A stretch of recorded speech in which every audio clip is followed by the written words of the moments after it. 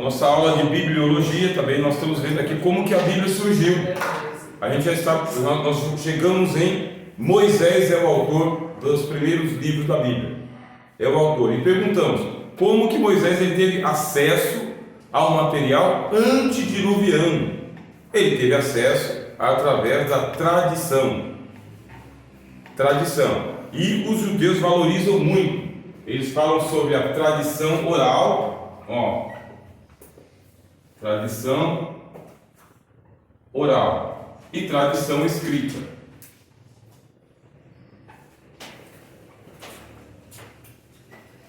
Como assim tradição oral? Eles falam que essa tradição oral é uma Torá também.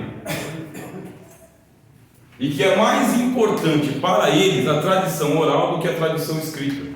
Eles chegam a dizer o seguinte, que sem a tradição oral, a Bíblia não serve de nada. Eles são radicais ao dizer que a tradição oral ela é mais importante do que a tradição escrita. Por quê? Porque é nessa ocasião que eles podem rememorar a história e eles são tomados pelo Espírito de Deus do mesmo jeito que os profetas, na hora da tradição oral, contar a história. Então essa história ela foi sendo contada. Ela foi sendo contada por quem? Por Noé. Noé foi contando a história. Contou para quem? Contou para os seus filhos, Sem, Cã e Jafé. Quem que preservou a tradição oral? Sem. Sem preservou a tradição oral, que foi passando de de pai para filho. Mas se eles tinham tecnologia para construir a Torre de Babel, eles tinham tecnologia para poder fazer o alfabeto, escrever. Porque não dá para você fazer uma engenharia se você não escrever nada. Tem que fazer cálculos bons. Então eles já tinham ali o desenvolvimento da ciência. Quando Noé desceu da arca, não desceu um bando de estúpido. Ele plantou uma vinha, tem que ter ciência de agronomia. Plantou uma vinha. E a geração dele construiu uma torre. Tem que ter engenharia, arquitetura, conhecimento do solo, geologia. Tem que ter conhecimento. E esse conhecimento é registrado. Portanto, eles não são uma geração de analfabetos. Só que eles não têm o desenvolvimento do alfabeto que nós temos hoje. Por isso que você tem lá, livro das gerações de Adão, livro da genealogia e tal. Não é livro igual ao nosso, eram só anotações.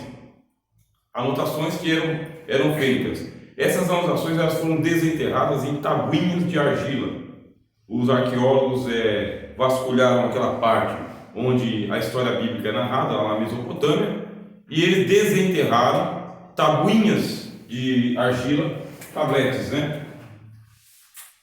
Essas tabuinhas de argila, elas nos lembram aquilo que o pessoal da Torre de Babel disse: façamos tijolo e vamos cozê-los bem. Quer dizer que eles estão ali sabendo, no tempo da cerâmica, sabem fazer cerâmica. Então eles pegavam um tijolo e levavam para o forno, viravam tabuinha. Nessas tabuinhas existiam sinais, que é chamado de língua cuneiforme, quer dizer, em forma de cunha. Eles pegavam um estilete e eles faziam símbolos. Esses símbolos eles são mais ou menos assim, tá? Ó.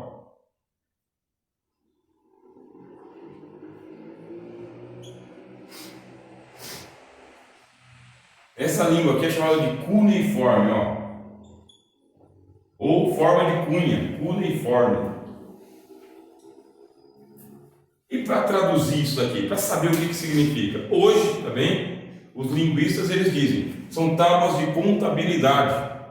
Eles mantinham a contabilidade para saber quantos homens trabalhavam, quantos escravos que eles tinham, quantos bois que eles tinham vendido, quantos quilômetros ficavam de um ponto para o outro. Eram calculadoras, tábuas da antiguidade com números. Olha que negócio extraordinário. Aí foi desenterrada uma pedra chamada Pedra de Roseta, tá vendo? Essa Pedra de Roseta tem mais ou menos esse formato aqui. Nessa Pedra de Roseta, eles descobriram que haviam 3 idiomas escritos.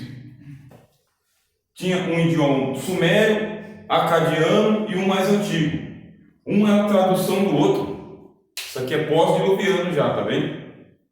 Pedra de Roseta é o nome. E para traduzir isso aqui, né? Pedra de Roseta. Mais uma vez, são escritos de um dilúvio lendário. Existe o mito de Gilgamesh. No mito de Gilgamesh, os deuses ficaram irritados com o barulho que os homens faziam e mandou um dilúvio gigantesco. E um só sobreviveu ao dilúvio. É um mito babilônico, parecido com o nosso mito diluviano, nosso mito de Noé. Lá é o mito de Gilgamesh. Então ele sobreviveu. Tudo isso aí a arqueologia foi desenterrando para nós. Sabe o que eu vi uma vez, professor? Não sei se são os maias ou os astecas. Eles têm uma história da criação do mundo bem parecida com a Bíblia. Aí eu até fiquei pensando, falei, nossa, é interessante, porque é muito parecido. Sendo que eles não tinham nem contato assim, com nada, mas eles contam uma história bem simples. Justamente. E os maias, eles têm um mito do dilúvio, tá? Os astecas também têm um mito do dilúvio. Os asiáticos têm um mito do dilúvio. O pessoal lá da Índia tem um mito do dilúvio. Por que a gente está falando de mito? Porque o evento se espalhou. Na hora que os filhos de Noé desceram da arca, eles foram se espalhando e levando a história. E mantendo a tradição oral, contando como que a história aconteceu. De Sem veio um descendente. Qual que é o nome dele? Éber. Sem teve um filho chamado Éber. Porque Deus desceu, confundiu as línguas em Babel e os povos se espalharam. Conforme eles se espalharam, eles foram levando a língua que eles tinham. Por isso que eu disse para vocês que dizer que a língua do Éden é o hebraico é uma lenda. Tá bem? Porque as línguas elas evoluem. Então alguém ficou com a língua do Éden, aí os judeus falam, quem ficou com a língua do Éden fomos nós. Porque Deus fez o mundo com a nossa língua, que é o hebraico, é a língua do céu. É a língua de Deus, é a língua dos anjos, é a língua da revelação da palavra de Deus. Deus falou em hebraico. Então é uma piedade boa a gente acreditar nisso daí. Aí, continua a pergunta, mas como que Moisés teve acesso a tudo isso? Essa tradição oral e essa tradição escrita, que não é escrita palavra por palavra, são anotações de genealogia. Essas anotações é só um símbolo para lembrar a história, só um símbolo. E esses símbolos eles evoluíram a tal maneira que lá no Egito existem os hieróglifos, não tem? Ó, hieróglifo. O que é um hieróglifo? É uma figura sagrada, tá bem? É uma letra sagrada, só que não é só uma letra. Você pega aquele símbolo ali da EBD, ele é um hieróglifo. Ele é um símbolo da escola bíblica dominical. Olhando para ele, a gente vê que a família está contemplada por uma casa, porque a escola dominical é uma casa, é uma escola para a família. E lá no Egito? Lá no Egito eles desenvolveram esses hieróglifos, essas figuras, que representavam a palavra inteira. E para interpretar isso, egiptólogos. Então, os egiptólogos são aqueles que estudam a língua escrita. E se descobriu no Egito o mito do dilúvio. Eles também acreditavam no mito do dilúvio. Muitos anos depois, a história se contava. Aí chegamos agora nos nossos dias. Qual é os nossos dias? Os dias do tal do Moisés. Moisés. O que diz a Bíblia? Diz que Moisés, ele nasceu no tempo em que o povo de Israel estava no Egito e desceram para o Egito 400 anos antes, junto com Jacó, que foi levado por José. E havia essa tradição da história lá no Egito. Essa tradição ela era mantida pelos hebreus, não judeus, tá? Você não pode confundir judeu com israelita com hebreu. Por quê? Porque hebreu é Abraão, Abraão é hebreu. E os descendentes de Abraão são hebreus também. Judeus são os filhos de Judá, depois do cativeiro babilônico. Só é chamado de judeu, só depois do cativeiro babilônico, lá 500 anos antes de Cristo. Senão eles eram chamados de israelitas. Israelitas por quê? Filhos de Israel, filhos de Jacó. Portanto, Abraão ele é israelita? Não. Isaac é israelita? Não. Isaac é o quê? Hebreu. E Abraão? Hebreu. Abraão é judeu? Não. Isaac é judeu? Não. Jacó é judeu? Não. Quem é judeu? Judá. E os descendentes de Judá são judeus. Então, essa diferenciação fica boa para o púlpito, entendeu? Quando está explicando lá a diferença entre um e outro, né? Mas, tipo, no caso dos descendentes dos irmãos de Judá, então eles não são judeus? Aí a gente coloca todo mundo como judeu.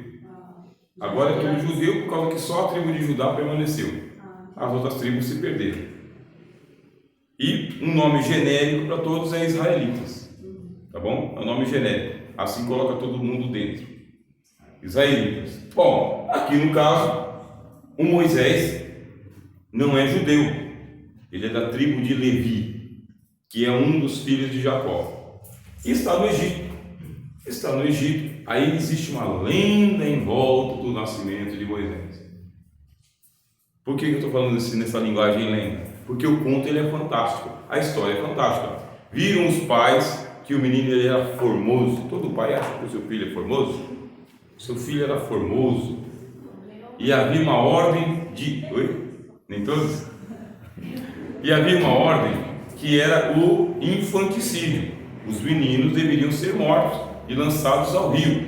Porque no rio Nilo havia uns hipopótamos e jacarés, crocodilos, né? E eles engoliam as crianças. Aí o mito diz o quê? Que a mãe viu que o menino era formoso, escondeu ele por 3 meses e colocou ele num balaio, colocou no rio Nilo. Ó que mito! Colocou ele no rio Nilo, cheio de hipopótamo e crocodilo, com corredeira e tudo. E o balaio foi indo. Miriam, uma menina de 12 anos, foi espionando o cestinho do menino, que não afundou, porque ele é o novo Noé. Moisés está sendo comparado com Noé. É uma nova arca de Noé. Aí o que acontece? Aí vem a filha de Faraó. E a filha de Faraó recolheu o balaio do menino e viu que ele era formoso, que ele era um dos filhos de Israel. E chegou-se a irmã de Moisés e perguntou: você quer que eu vá procurar uma das hebreias para poder amamentar a criança? Sim, vai lá. Aí ela foi lá e chamou a mãe dela veio como quem não quer nada e falou: eu achei essa criança aqui porque o rio me deu, ele é o meu filho. Porque havia uma lenda de que o rio Nilo era um deus. Então, portanto, o deus Nilo entregou um filho para a filha de Faraó e colocou o nome dele de Moshe, que não é um nome hebraico, seria um nome egípcio. Moshe, tirado das águas. Aí ela entregou o filho para a própria mãe e a mãe amamentou a criança até que ele foi desmamado. Significa o quê? Que ele ficou sendo criado pela própria mãe do 0 até os 12 anos de idade.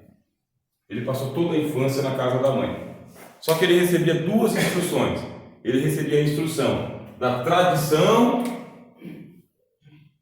oral e ele também recebia uma instrução palaciana, porque vez por outra, ou ele era enviado ao palácio ou a princesa ia visitar lá. Meio estranho, uma princesa visitar a casa de um escravo ou um escravo andar no palácio naturalmente. Não sabemos.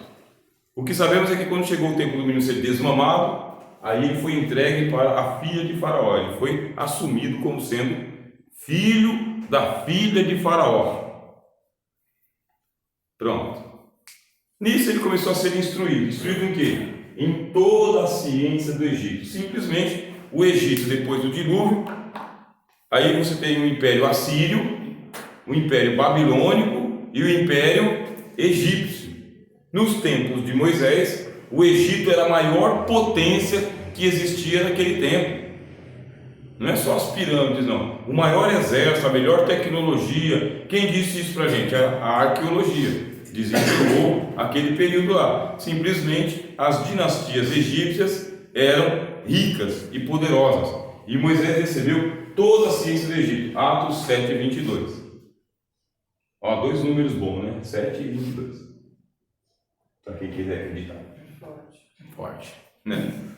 7:22. Foi criado em toda a ciência do Egito e rejeitou ser chamado filho da filha de Faraó. Não quis. Por quê? Porque ele ficou dos 12 até os 40 anos sendo instruído como um príncipe egípcio, sendo preparado matemática, astronomia, geometria, a arte da guerra, poesia, recebendo instruções em línguas, qual que era a língua da época? Suméria, cuneiforme. Qual que era a língua do Egito?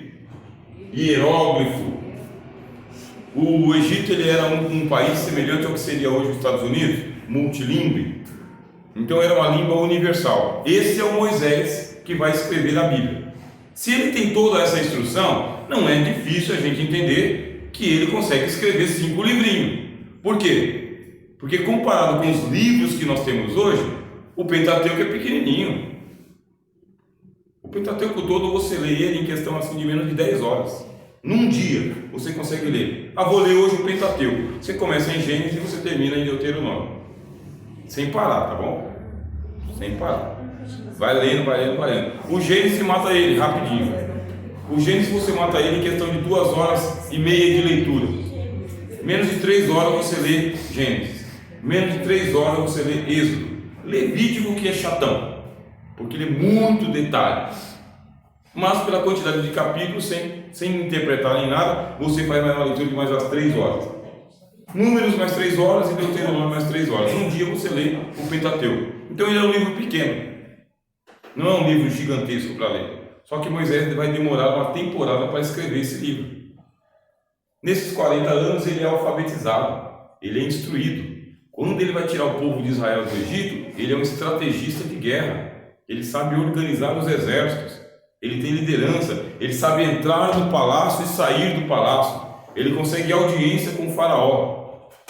E ele é reconhecido pelos magos do Egito, que são os sacerdotes que serviam o faraó. Então toda a história que a gente está lendo aqui, os arqueólogos foram lá e desenterraram. Existiu um Egito onde realmente havia tudo isso que a Bíblia diz que tem. Qual que é o ponto fantástico? Os milagres que aconteceram. É muito milagre. Ele sabia que ele era israelita? Sabia. Por quê? Aos 40 anos de idade, ele ficou dos 12 aos 40 recebendo educação palaciana, principesca, por ser filho da filha de Faraó. Aos 40 anos de idade ele teve um problema com os escravos. Ele viu um feitor egípcio batendo em um israelita. Aí ele usou a autoridade dele e matou um feitor egípcio. Crime. Qual que foi o crime? Matar o egípcio? Não. O crime foi matar o egípcio por causa do escravo. Por quê? Porque o escravo não vale nada e o egípcio vale muito. E ele escondeu. Ficou por isso mesmo. Aí a Bíblia resume dizendo no dia seguinte. Não é no dia seguinte, foi uma situação. Aí quando eu disse para você assim, não é no dia seguinte, o que eu acabei de falar? O que você entendeu? Que não é do jeito que a Bíblia está dizendo. Essa interpretação é chamada de interpretação liberal. Quando você diz no dia seguinte, mas não foi no dia seguinte, você não está sendo ortodoxo, você está sendo liberal. Você está dizendo que não é do jeito que está escrito aqui. É de outro jeito, mas a Bíblia simplificou. Aí o ortodoxo vai na sua garganta e fala, não, se a Bíblia diz que foi no dia seguinte, foi no dia seguinte. Pode ter sido nos outros dias seguintes. Não, quando é nos outros dias seguintes, 2 dias depois, 3 dias depois, 40 anos depois. Se a Bíblia diz, foi no dia seguinte, então você afirma dizendo, foi no dia seguinte. O que ele fez? Saiu e viu 2 hebreus brigando. Aí ele separou os irmãos, dizendo, não convém que isso seja assim, porque irmãos sois. Aí um dos 2 pegou e falou o seguinte, e agora? Quem te colocou como juiz sobre nós? Porventura vai nos matar como você fez com o egípcio ontem? E ele temeu a fúria de Faraó, porque o negócio tinha sido descoberto, foi um crime que aconteceu ali. Aí diz que ele fugiu da presença do Faraó. Então, essa é uma leitura corrida. Tudo isso, por enquanto, não tem Bíblia nenhuma sendo escrita. É só história acontecendo. O que ele tem na mão? ele tem a tradição que os seus pais contavam. Seus pais, que são da tribo de Levi, são bons contadores de história, tá bem? A tribo de Levi é aquela que guarda as genealogias. Eles são levitas, eles têm costume de guardar a genealogia. Quem é filho de quem até chegar em Adão. É um estilo que eles têm lá. Eles são escritores mesmo, eles são os guardiões da Bíblia. E ele está na tribo de Levi, tem as tradições orais e matou o egípcio. Aí diz a Bíblia que ele fugiu. Fugiu porque ele tinha cometido um crime e nesse crime aqui ele ia ser condenado à morte. Pronto. Para onde que ele vai? Aí diz que ele foi para as tendas de Midian, que fica na Arábia, tá bem? Um árabe. Entre os descendentes de quem? Abraão. Quem que era Jetro? Jetro era um dos descendentes de Abraão, porque Abraão teve uma outra esposa chamada Quetura. Abraão teve uma esposa chamada Sara, uma concubina chamada Agar e uma outra esposa chamada Quetura. E com essa outra esposa, Abraão teve filhos. E um dos filhos chamava-se Midian. Assim, Abraão, depois que Sara morreu, ele pegou e ele deu toda a herança para quem? Para Isaac. Em Isaac será chamada a sua descendência. E os filhos que ele teve com Quetura? Mandou embora igual ele fez com Ismael. Foi isso que ele fez. Te abençoo, tchau. Segue a vida. Porque toda a riqueza ele entregou para Isaac, porque Isaac é o filho da promessa. Em Isaac será chamada a tua descendência. O que fizeram esses midianitas? Midian. O que fizeram esses midianitas? Se estabeleceram como povos do deserto. Então o que faz o Moisés? Sai da casa dele no Egito e vai para a casa de um parente. É um parente distante, mas é um parente.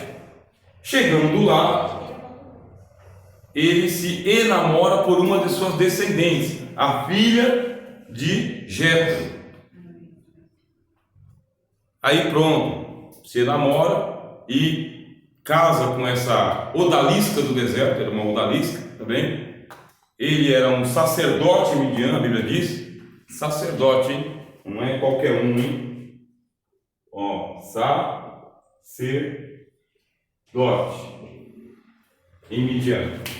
Agora você vê, o Moisés ele é da tribo de Levi, que vai ser uma tribo sacerdotal, não é isso? Uma tribo sacerdotal. E ele vai para uma tribo sacerdotal que é a tribo de Midian. E lá ele fica por quanto tempo? 40 anos. Uma vida inteira. Uma vida. Essa aqui é uma região desértica. Aos 40 anos de idade, 40 anos depois, aí ele tem uma experiência do deserto. A experiência no deserto é de que ele vai levar o rebanho do sogro nas regiões lá na cordilheira da montanha de Deus, no Sinai.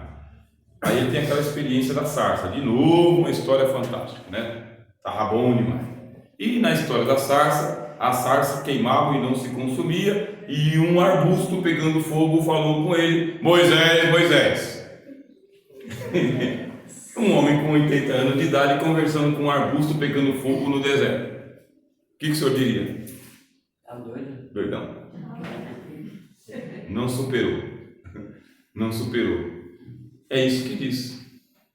Eu sou o Deus de Abraão, Isaque e Jacó.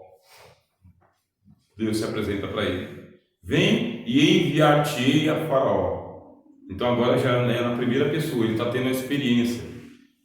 Como ele está tendo a experiência, aí você vai ter todo aquele relato do livro de Êxodo, que ele vai, as pragas, não sei o que e tal. E ele podia ter escrito tudo isso? Podia, por causa que ele foi instruído em toda a ciência. E os 40 anos que ele passou em Midian, qual que era a língua de Abraão? O hebraico. Abraão falava em hebreu, em hebraico. O Jetro manteve o hebraico, o povo de Israel levou o hebraico para o Egito e só faltava fazer o quê? Escrever em hebraico. Será que em 40 anos ele não podia ser alfabetizado? Podia. E como ele era um povo do deserto, o que acontecia nessas grandes tendas, né? Aconteciam peregrinações. Então ali, naquela região, é lugar de peregrinos. Os peregrinos iam entre o Egito e a Mesopotâmia. Egito e Mesopotâmia. E peregrino tem história para contar. Então todas as histórias iam parar onde?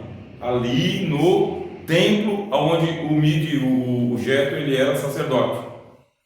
E o Moisés é o genro do sacerdote, ele está acostumado com o ritual, está acostumado com sacrifício, com lei, com culto, com tudo. Ele está acostumado, ele saiu do Egito, que era um país cheio de deuses, e ele vai para Midian, aonde o Jetro é um sacerdote também. E a história que é contada lá é a mesma história que ele ouviu lá nas casas do pai dele, de Abraão, Isaac e Jacó, dilúvio, Noé, tradição oral. Aí a gente já começou a entender da onde que ele vai contar as histórias, da onde que ele colecionou as histórias. Uma das histórias que foi para lá foi a história de Jó. Ele foi Moisés, o autor da história de Jó. Moisés que escreveu o livro de Jó. Essa é uma tradição. Jó mesmo não escreveu, mas como as histórias veio parar na tenda, o Moisés escreveu o livro de Jó. Portanto, o primeiro livro da Bíblia não é Gênesis. O primeiro livro da Bíblia é Jó. Só que como ele é um livro poético, ele só vai ser colecionado lá na frente. Na próxima aula a gente vai falar sobre a divisão dos livros, tá? Histórico, não sei o que, não sei o que, não sei o que. Começou a escrever lá. Aí teve todo aquele episódio do Êxodo. Foi para o Egito, tirou o povo, passou pelo Mar Vermelho e tradição oral. Nesse meio tempo, é a ocasião em que ele vem para o Sinai. Chega no Sinai, aí é entregue para ele os 10 mandamentos. 10 palavras, tá? Esse aqui é o original. 10 palavras. A gente chama de 10 mandamentos, né? Mas no original são 10 palavras que Deus entrega para ele. Mais uma vez o conto é fantástico, né? Tudo é fantástico. O homem sobe, e quanto tempo que ele fica lá? 40. Tá vendo 40, 40, 40? Dilúvio durou quantos dias? 40 dias e 40 noites. Quanto tempo ele ficou no Egito? 40. Em Midian, 40. No deserto, 40. E Jesus, quantos dias ficou no deserto? 40. Então é um número que volta. Quanto tempo demorava uma geração? 40 anos. Sempre falava, né? Ficou no reino tantos anos, aí você vai fazer a contabilidade, 40 anos. Uma geração na Bíblia dura 40 anos. Então o homem tem 3 gerações aqui. Essa última geração foi quando ele começou a escrever a Bíblia. Recebeu os 10 mandamentos, as 10 palavras, aí ele desce com a tábua da lei, encontra o povo todo pervertido ali, destrói as tábuas da lei, aí Deus pega e fala, agora você vai esculpir as pedras. Porque as primeiras foram esculpidas por Deus. A segunda foi o Moisés que esculpiu, subiu com as tábuas da lei e ficou numa nuvem escura. Diz que tinha uma escuridão tremenda, era tudo uma visão que ele estava tendo. Não dava para ele enxergar nada. Aí Deus escreveu a lei de novo e ele desceu com a lei. E na hora que ele estava descendo com a lei, diz que do monte Deus começou a falar com o povo. O que estava na pedra, Deus falava com o povo. Eu sou o Senhor teu Deus que te tirei da terra do Egito. Voz de Hollywood, né? Não terás outros deuses diante de mim. Eu nem imagino como que foi aquela voz. Diz que o povo começou a ficar apavorado e pediu, não fale Deus conosco, fale você, Moisés. Aí pronto. Nisso Deus disse para ele construir uma arca e pegar as 2 tábuas e colocar dentro da arca. Uma arca feita de madeira revestida, né, folhada de ouro. E dentro da arca colocar as 2 tábuas da lei. A partir daquele momento, de vez em quando, escreve num livro. Aí ele escrevia num livro. Ele foi tendo experiências com Deus no deserto. E assim diz o Senhor, assim falou o Senhor, aconteceu. Ele foi narrando a história. A partir do Êxodo, ele é o eu lírico. A partir do O Êxodo faz parte da cena.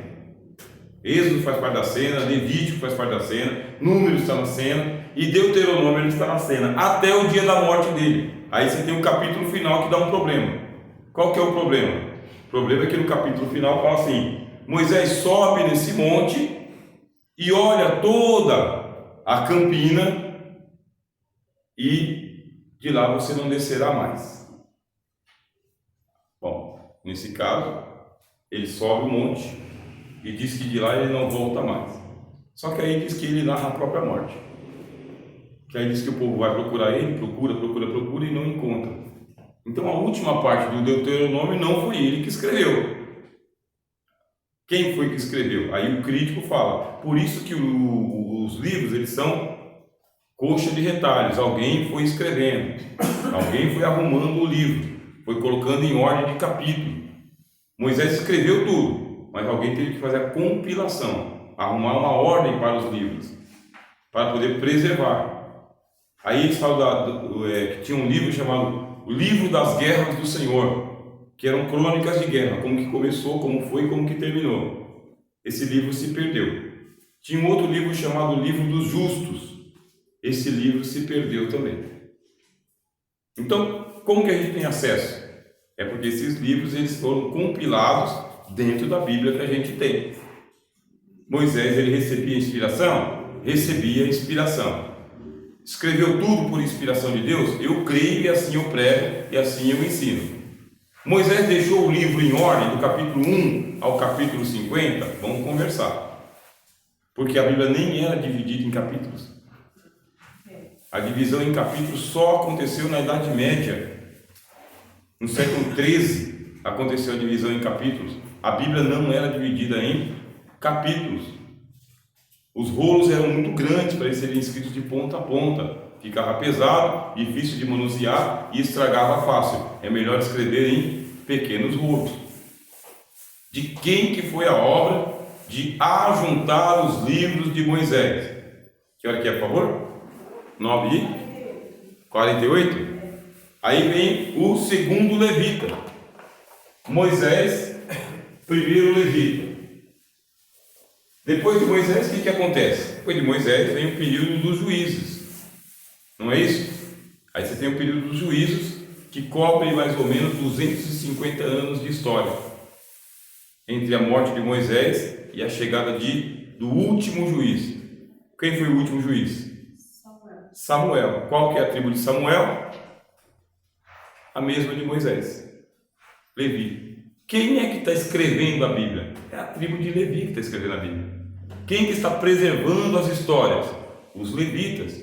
Deus disse que eles seriam cidades de refúgio e que eles seriam os professores de Israel. Os levitas eram responsáveis por transmitir a palavra de Deus, pregar a palavra de Deus. Então os levitas eles eram alfabetizados e eles faziam cópias do livro de Moisés. Cópias inteiras? Não, cópias de trechos. E tudo ia parar aonde? Tudo ia parar no tabernáculo, tá bem? Tinha um tabernáculo. Moisés guardava tudo no tabernáculo, onde estava a Arca da Aliança. Lá havia uma biblioteca, um lugar onde guarda os livros sagrados. Também as tendas dos levitas tinham cópias, que eram trechos, na verdade, não são cópias inteiras, eram trechos que eles tinham. E tudo que era escrito que era sagrado, uma cópia sempre tinha que ir para o tabelião. Quem que é o tabelião? O sumo sacerdote. Só é a palavra de Deus aquilo que o sumo sacerdote tem uma cópia. Não pode ficar zanzando por aí. Tem que ter uma Bíblia oficial da igreja. Quem que é o sacerdote agora que vai guardar a Bíblia? Samuel.